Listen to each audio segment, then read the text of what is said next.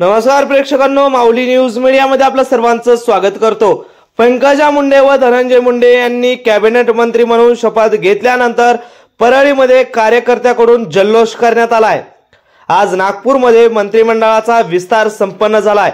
या विस्तारात महायुतीतील भाजपचे पंकजा मुंडे आणि अजित पवार गटाचे धनंजय मुंडे यांनी शपथ घेतली आहे।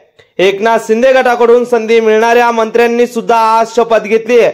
यामध्ये भारतीय जनता पक्षाच्या राष्ट्रीय सचिव आमदार पंकजाताई मुंडे व अजित पवार गटाचे मंत्री म्हणून धनंजय मुंडे या दोघांनी शपथ घेतल्यानंतर परळीमध्ये छत्रपती शिवाजी महाराज चौकामध्ये कार्यकर्त्यांकडून फटाके फोडत व घोषणाबाजी करत मोठ्या प्रमाणामध्ये जल्लोष साजरा करण्यात आलाय। यावेळी परळीमध्ये मोठ्या संख्येने कार्यकर्ते सुद्धा सहभागी झाले होते।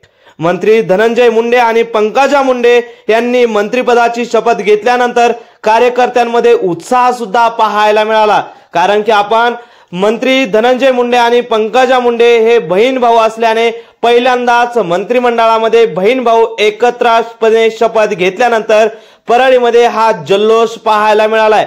कार्यकर्त्यांमधून फटाके फोडत घोषणाबाजी करत ही जी काही मंत्रिपदाची शपथ घेतल्यानंतर कार्यकर्त्यांमधून जल्लोष सुद्धा पाहायला मिळाला आहे।